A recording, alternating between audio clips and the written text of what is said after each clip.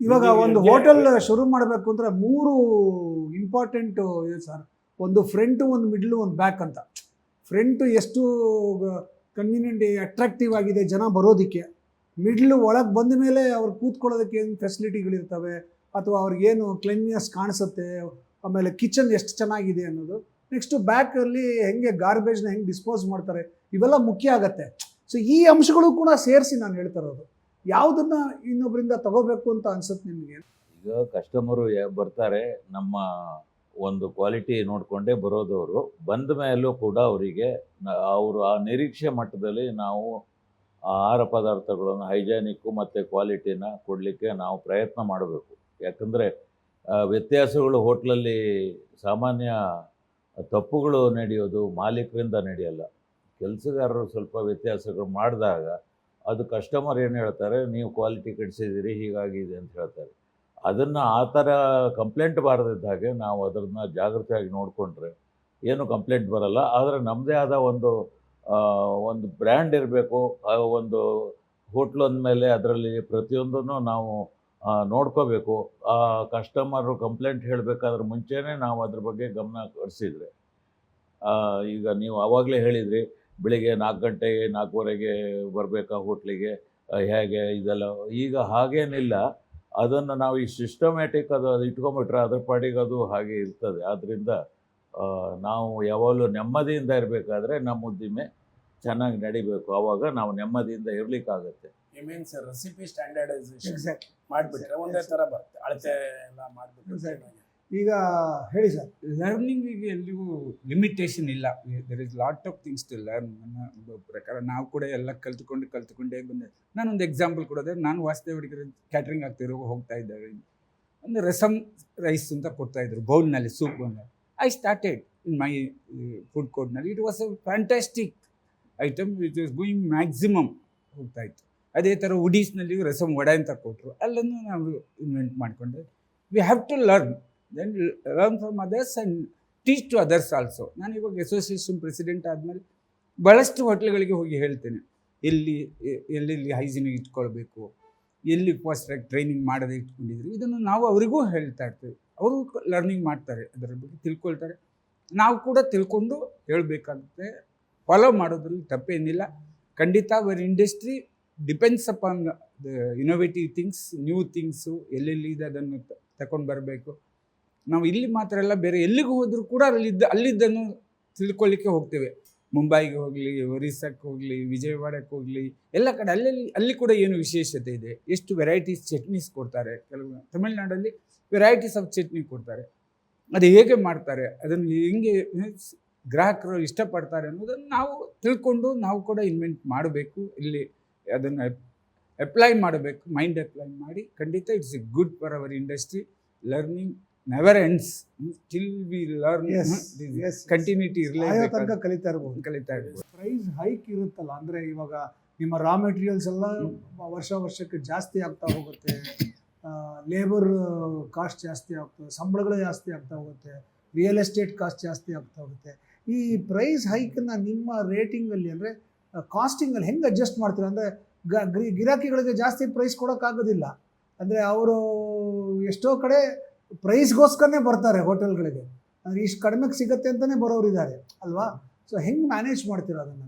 Price ನೋಡಿ ಹೋಟೆಲ್ಗಳು ತಿಂಡಿ ತಿನ್ನಲ್ಲ, ಕ್ವಾಲಿಟಿ ಮಾಡಿ ಮತ್ತು ನಮ್ಮ ಟೇಸ್ಟ್ ನೋಡಿ ಅವರು ತಿಂಡಿ ತಗೊಳ್ತಾರೆ. ಆದ್ದರಿಂದ ಪ್ರೈಸು ಮಾರ್ಕೆಟ್ನಲ್ಲಿ ಯಾವುದು ಜಾಸ್ತಿ ಆದ ತಕ್ಷಣ ನಾವು ಜಾಸ್ತಿ ಮಾಡೋದಿಲ್ಲ. ನಮಗೆ ಅದರಿಂದ ಏನು ಸಾಧಕ ಬಾಧಕಗಳು ಏನು, ಇದರಿಂದ ಎಷ್ಟು ಲಾಸ್ ಆಗ್ತದೆ ನೋಡಿಕೊಂಡು ಅದಕ್ಕೆ ನಾಮಿನಲ್ಲಿ ರೈಸ್ ಮಾಡ್ತೇವೆ. ಅದು ಕಂಪ್ಯೂಟ್ರಲ್ಲಿ ಫೀಡ್ ಮಾಡಬೇಕು, ಅದೆಲ್ಲ ಸ್ವಲ್ಪ ಇಮಿಡಿಯೇಟಾಗಿ ಮಾಡೋಕ್ಕಾಗಲ್ಲ. 1 ವಾರ 15 ದಿವಸ ಮಾಡ್ತೇವೆ. ಅದು ಗ್ರಾಹಕರಿಗೆ ಹೊರೆ ಬೀಳದೇ ಇದ್ದಾಗ ಯಾವತ್ತು ಪ್ರೈಸು ಗ್ರಾಹಕರಿಗೆ ಹೊರೆ ಬೀಳದಾಗ ಮಾಡ್ತೇವೆ. ಇವತ್ತು ಗ್ರಾಹಕರು ಕೂಡ ನಮ್ಮ ಇಡೀ ದೇಶದಲ್ಲೇ ಅಂತ ಹೇಳ್ಬೋದು, ಬೆಂಗಳೂರಿನಷ್ಟು ಕಡಿಮೆ ರೇಟಿಗೆ ಫುಡ್ ಕೊಡುವಂಥದ್ದು ಬೇರೆ ಎಲ್ಲೂ ಇಲ್ಲ. ನಿಜ. ಆದ್ರಿಂದ ಪ್ರೈಸ್ ರೈಸ್ ಇದೆಯಲ್ಲ ಸರ್, ಇವರು ಹೇಳ್ದಂಗೆ it is not always A ನೀ ಜರ್ಕ್ ರಿಯಾಕ್ಷನ್. ಆ್ಯಂಡ್ ಇವಾಗ ಹೆಂಗೆ ಆಗೋಗಿದೆ ಅಂದರೆ ಮೀಡಿಯಾದಲ್ಲಿ ಪೇಪರಲ್ಲಿ ಒಂದು ದಿನ ಈಗ ಬರೀ ಈಗ ಡೊಮೆಸ್ಟಿಕ್ ಗ್ಯಾಸ್ ಸಿಲಿಂಡ್ರು ರೇಟು ಬದಲಾದಾಗ ಮಾತ್ರ ಫ್ರಂಟ್ ಪೇಜ್ ನ್ಯೂಸ್ ಬರೋದು. ಬಂದ ತಕ್ಷಣ ಮೀಡಿಯಾದವ್ರು ಕೇಳೋದೆ ಹೋಟೆಲಿಯರ್ಸ್ನ. ನೀವು ಇವಾಗ ಜಾಸ್ತಿ ಮಾಡಿಬಿಟ್ರಾ ಅಂತ. Commercial gas cylinders every month it varies. It is never a front page report. Front page ಅಲ್ಲ, ಒಳಗಿನ ಪೇಜಲ್ಲೂ ಇರೋದಿಲ್ಲ ಅದು news. So every time every month price variation ಆಗ್ತಿದ್ದಂಗೆ ಇಲ್ಲಿ menu price we cannot change. And it is not always dependent on one particular thing. ಈಗ food costing ಅಂತ ಅವ್ರು ಹೇಳಿದ್ರು ಸ್ಟಾರ್ಟಿಂಗಲ್ಲಿ, ಫುಡ್ ಕಾಸ್ಟಿಂಗ್ ಮಾಡ್ಕೋಬೇಕು ಅಂತ. ಫುಡ್ ಕಾಸ್ಟಿಂಗ್ ಮಾಡ್ಕೊಂಡಾಗ there are various other factors. Direct expenses ಎಷ್ಟಿದೆ, ಆಪ್ರೇಷನಲ್ ಎಕ್ಸ್ಪೆನ್ಸಸ್ ಎಷ್ಟಿದೆ, ಇದೆಲ್ಲ over a period of 1 month we look at it and then will decide on the price rise. So ಯಾಕಂದರೆ ಮಾರ್ಕೆಟಲ್ಲಿ ತರಕಾರಿ ಬೆಲೆ ಆಗಲಿ, ಪ್ರಾವಿಷನ್ಸ್ ಬೆಲೆ ಆಗಲಿ, week on week, day by day it keeps changing. ಒಂದಿನ ಜಾಸ್ತಿ ಆಗುತ್ತೆ, ಒಂದಿನ ಕಡಿಮೆ ಆಗುತ್ತೆ. ಹಂಗೆ ಮಾತ್ರಕ್ಕೆ ಎವ್ರಿ ಡೇ ನಾವು ಮೆನು ಪ್ರೈಸ್ ಚೇಂಜ್ ಮಾಡೋಕ್ಕಾಗೋದಿಲ್ಲ. ಇನ್ಫ್ಯಾಕ್ಟ್ ಹೋಟೆಲ್ ಇಂಡಸ್ಟ್ರಿ ಇದು ಒಂದೇ ಈ ಥರ ಒಂದು ಪ್ರೈಸ್ ಇಟ್ಕೊಂಡ್ರೆ ತಿಂಗಳನ್ಗಟ್ಟಲೆ ನಡೆಸ್ತೀವಿ, unless it pinches our pocket. ನಮ್ಮ ಒಂದು ಡೆಫಿನೆಟ್ಲಿ ಎಲ್ಲರೂ ಮಾಡ್ತಾ ಇರೋದು ಬಿಸ್ನೆಸ್ಸೇ. ಒಂದು ಕಾಸ್ಟಿಂಗ್ ವರ್ಕೌಟ್ ಮಾಡಿಬಿಟ್ಟು ನಮ್ಗೆ ಲಾಭಕ್ಕೆ ಯಾವಾಗ ಅದು it will eat into our profit margin, then only price hike would be done in respective hotels. And again it is not done uniformly across all the hotels. ಅವ್ರವ್ರಿಗೆ ತಕ್ಕಂತೆ ಅವ್ರವ್ರ expenses, ಕೆಲವರು ಬಾಡಿಗೆ ಜಾಸ್ತಿ ಕಟ್ಬೋದು, ಕೆಲವ್ರಿಗೆ ಅದರ್ ಎಕ್ಸ್ಪೆನ್ಸಸ್ ಕಡಿಮೆ ಇರ್ಬೋದು. Based on that everybody will do. In fact ಈಗ ಒಂದು ಸಿಂಪಲ್ ಎಕ್ಸಾಂಪಲ್ ನಾನು ನಮ್ಮ ಅಸೋಸಿಯೇಷನಲ್ಲೂ ಮುಂಚೆ ಹೇಳ್ತಾ ಇದ್ದೆ. ಈಗ ಒಂದು ಎಂಟರ್ಟೈನ್ಮೆಂಟ್ ಇಂಡಸ್ಟ್ರಿ ತೊಗೊಳ್ಳಿ, ಫಿಲಮ್ ತೊಗೊಳ್ಳಿ, ಅದೇ ಮೂವಿ ಅದೇ ಥಿಯೇಟ್ರು. ನಿಮಗೆ ವೀಕ್ ಡೇಸ್ ಹೋದರೆ ಟಿಕೆಟ್ ಪ್ರೈಸ್ ಬೇರೆ, ಮಾರ್ನಿಂಗ್ ಶೋ ಹೋದರೆ ಟಿಕೆಟ್ ಪ್ರೈಸ್ ಬೇರೆ, ಈವ್ನಿಂಗ್ ಶೋ ನೈಟ್ ಶೋ ಹೋದರೆ ಟಿಕೆಟ್ ಪ್ರೈಸ್ ಬೇರೆ, ವೀಕೆಂಡ್ಸ್ ಹೋದರೆ ಟಿಕೆಟ್ ಪ್ರೈಸ್ ಬೇರೆ, ಹೊಸ ಮೂವಿ ವೀಕೆಂಡ್ಸಲ್ಲಿ ಟಿಕೆಟ್ ಪ್ರೈಸ್ ಬೇರೆ. ವೆರಾಸ್ ನಾವು ಅದೇ food across all 7 days price same, across all times.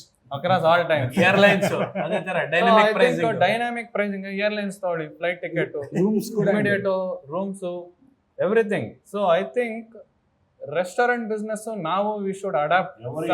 ಜಾಸ್ತಿ ಮಾಡೋದಿಲ್ಲ ಸರ್. ಎರಡು ವರ್ಷಕ್ಕೊಮ್ಮೆ ಮಾಡದಿರೋದು ಕೂಡ ತುಂಬ 2 years ಒನ್ಸ್ ಕೂಡ ಮಾಡಿರೋದು. ಹಾಲಿನ ಬೆಲೆ ₹1 ಜಾಸ್ತಿ ಆದ ತಕ್ಷಣ ಮೀಡಿಯಾದವ್ರು ನಮ್ಮ ಅಸೋಸಿಯೇಷನ್ ಪ್ರೆಸಿಡೆಂಟ್ ಕೇಳ್ತಾರೆ, Association- ಕಾಫಿ ರೇಟ್ ಜಾಸ್ತಿ ಆಯ್ತಾ? Association It is not like price that. It is ವಿಚಾರದಲ್ಲಿ never a major ನಾವು correction. ಇಂಟರ್ಫಿಯರ್ ಆಗಲ್ಲ. ಯಾವ ಹೋಟ್ಲಲ್ಲಿ ಅವ್ರಿಗೆ ಖರ್ಚು ವೆಚ್ಚಕ್ಕೆ ಸರಿಯಾಗಿ ಪ್ರೈಸ್ ಇಟ್ಕೊಳ್ಬೋದು, ಅದನ್ನ ನಾವು ಇನ್ಸ್ಟೈಡಿ ಅಂತ ಯಾರಿಗೂ ಹೇಳಕ್ ಹೋಗಲ್ಲ. ಅಂದರೆ ಇವಾಗ ಪ್ರತಿಯೊಂದು ಹೋಟೆಲ್ನವ್ರಿಗೆ ಅವ್ರದ್ದೇ ಆದಂಥ ಒಂದು ಇಂಪಾರ್ಟೆನ್ಸ್ ಇರುತ್ತೆ. ಹೌದು. ಕೆಲವರು ನಾನು ಪ್ರೈಸಿಂಗ್ ಕಡಿಮೆ ಇಟ್ಟೆ ನಾನು ಮಾಡಬೇಕು ಅಂತ ಕೆಲವರು ಇಲ್ಲ ನಾನು ಕ್ವಾಲಿಟಿ ಪ್ರಕಾರವಾಗಿ ಪ್ರೈಸಿಂಗ್ ಇಡ್ತೀನಿ, ಕೆಲವರು ಇಲ್ಲ ನನ್ನ ಆಂಬಿಯನ್ಸ್ ಚೆನ್ನಾಗಿರಬೇಕು ನಾನು ಅದನ್ನ ಮೇಲೆ ಕಾನ್ಸಂಟ್ರೇಟ್ ಮಾಡ್ತೀನಿ. ಹೀಗೆ ಬೇರೆ ಬೇರೆ ಫ್ಯಾಕ್ಟರ್ಸ್ನ ತಲೆಯಲ್ಲಿ ಇಟ್ಕೊಂಡು ಉದ್ಯಮ ನಡೆಸ್ತಾರೆ. ಸೊ ನೀವು ಏನಂತ ತಲೆಯಲ್ಲಿ ಇಟ್ಕೊಂಡು ಉದ್ಯಮ ನಡೆಸ್ತೀರಾ ಸರ್? ಸರ್ ನಾನು ಕಾಸ್ಟಿಂಗ್ ಸರ್, ಕಾಸ್ಟಿಂಗ್ ನಾನು ಬೇಸಿಕ್ ಕಾಸ್ಟಿಂಗು ಹಾಂ.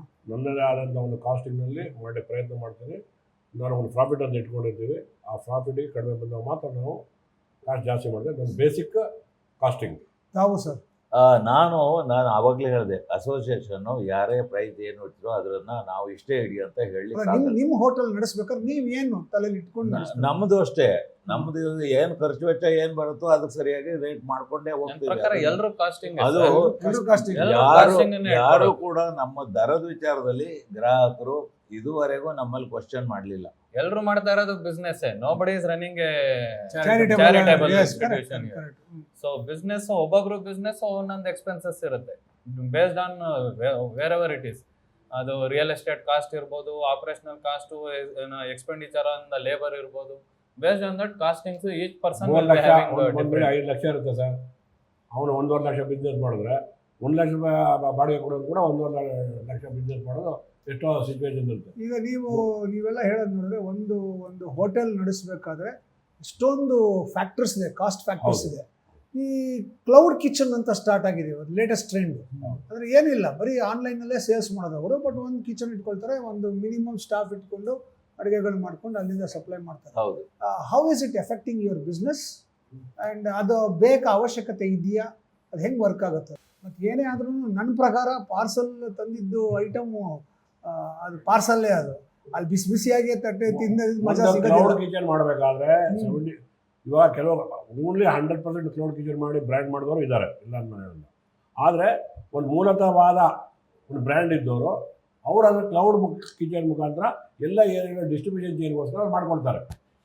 ಇವಾಗ ಎಕ್ಸಾಂಪಲ್ ಅವರು ಎಲ್ಲ ಸೆಂಟರ್ ಅವ್ರು ರೆಸ್ಟೋರೆಂಟ್ ಇರಲ್ಲ, ಹೌದು, ಬೇಕರಿ ಇರಲ್ಲ, ಅವ್ರು ಏನು ಮಾಡ್ತಾರೆ ಎಲ್ಲ ಏರಿಯಾಗಳ ಕ್ಲೌಡ್ ಕಿಚನ್ ರೆಡಿ ಮಾಡಿಕೊಂಡು ಅಲ್ಲಿಂದ ಮಾತ್ರ ಡೆಲಿವರಿ ಚೈನ್ ಮಾತ್ರ ರೆಡಿ ಮಾಡಿಕೊಡ್ತಾರೆ. ಎಲ್ಲರೂ ಆ ಬ್ರ್ಯಾಂಡ್ ಇದ್ದವರು ಕ್ಲೌಡ್ ಕಿಚನ್ ಮಾಡ್ಕೊಂಡು ಸಕ್ಸಸ್ ಆಗೋದು ತುಂಬ ಕಷ್ಟನೂ ಇದೆ. ಕೆಲವರು ಎಷ್ಟೋ ಇವತ್ತು ಓನ್ಲಿ ಅದು ಯಾವುದೋ ಒಂದು ಬ್ರ್ಯಾಂಡ್ನಲ್ಲಿ 50-100 ಅವ್ರು ಕ್ಲೌಡ್ ಕಿಚನ್ ಇದೆ ಬೆಂಗಳೂರಿನಲ್ಲಿ. ಅವ್ರು ಓನ್ಲಿ ಕ್ಲೌಡ್ ಕಿಚನ್, ಅವ್ರು ಬೇರೆ ಇದೇ ಇಲ್ಲ. Rebel Foods. ಅವ್ರು ಓನ್ಲಿ ಕ್ಲೌಡ್ ಕಿಚನ್. Sir, ಅವ್ರಿಗೆ cloud awards kitchen business is there to survive, sir. It's a change that has happened in the F&B industry. It will remain because it's a need based.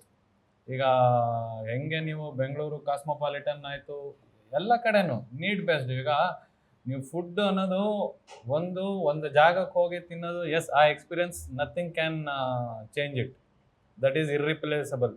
But need based, ಹೊಟ್ಟೆ ಹಸಿತಾ ಇರುತ್ತೆ, time ಇರೋದಿಲ್ಲ, ಅಲ್ಲಿ ಹೋದ್ರೆ parking ಸಿಗೋದಿಲ್ಲ, ನನಗೀಗ ಇವತ್ತು ತಿನ್ನಲೇಬೇಕು, ತರಿಸ್ಕೋತೀನಿ. ಈಗೆಲ್ಲ ಆಪ್ಷನ್ಸ್ ಇದೆ, ಟೆಕ್ನಾಲಜಿ ಇದೆ, ಒಂದು ಆ್ಯಪಲ್ಲಿ you book that and you eat it. So it may not give you that experience, but it will at least give you the satisfaction of eating from that place. But ಕೆಲವೊಂದು ಟ್ರೈನಲ್ಲಿ ಬರ್ತಾರೆ, bus ಇಳಿದು ಬರ್ತಾರೆ, ಮನೆಗೆ ಹೋಗ್ತಾರೆ, order ಮಾಡೋ food ಬಂದ್ಬಿಡುತ್ತೆ ಅಲ್ಲಿಗೆ. ಜರ್ನಿ ಮಾಡಿ ಬರ್ತಾರೆ, ಮನೇಲಿ ಯಾರು ಇರೋದಿಲ್ಲ, ಏನೋ ಯಾವುದು ಸೋ ಮೆನಿ ಸಿಚುವೇಶನ್ಸ್. ಇದು ಅಂತ ಜಾಗದಲ್ಲಿ ಅವಾಗ ಏನಾಗುತ್ತೆ, ಇದೆಲ್ಲ ಕ್ಲೌಡ್ ಕಿಚನ್ ಬರೋ ಫುಡ್ಗಳೆಲ್ಲ ಅವ್ರು ತುಂಬಾ ಅನುಕೂಲ ಆಗ್ತದೆ. Restaurants run ಮಾಡೋದು ಒಂದು. ಈಗ ಅನಿವಾರ್ಯವಾಗಿ ಆನ್ಲೈನ್ ನಲ್ಲಿ ತರಿಸ್ಕೊಳ್ತಾರೆ. ಕೆಲವೊಂದು ಐಟಮ್ಸು ಕ್ಲೌಡ್ ಕಿಚನ್ ಪಾರ್ಸಲ್ ತಂದರೂ ಏನಂತ ತೊಂದರೆ ಏನಾಗಲ್ಲ. ಫಾರ್ ಎಕ್ಸಾಂಪಲ್ ಬಿರಿಯಾನೀಸು, ಆಮೇಲೆ ಪಿಜ್ಜಾ ಇದೆಲ್ಲ ಇದೆ ಅಂತ ಇಟ್ಕೊಳ್ಳಿ, ರೀಹೀಟ್ ಮಾಡ್ಕೊಂಡು ತಿಂತಾರೆ. ಈಗ ಮೈಕ್ರೋವೇವ್ ಮಾಡಿಬಿಟ್ಟು ತಿನ್ಬೋದು, ಚೆನ್ನಾಗೇ ಇರುತ್ತೆ ಅದು. ಇಂಥದ್ದೇನೆ ಬೇರೆ ದೋಸೆ ಮತ್ತೆ ಇಡ್ಲಿ ಈ ಥರದ್ದು ಸ್ವಲ್ಪ ಜನರಿಗೆ ಕಷ್ಟ ಹೋಗುತ್ತೆ. ಆಗುತ್ತೆ. ಒರಿಜಿನಾಲಿಟಿ ಅಲ್ಲಿ ಹೋಗಿ ತಿಂದ್ರೆ ಚೆನ್ನಾಗಿರುತ್ತೆ. ಆದ್ರೆ ಅನಿವಾರ್ಯ ಏನ್ ಮಾಡ್ತಾರೆ.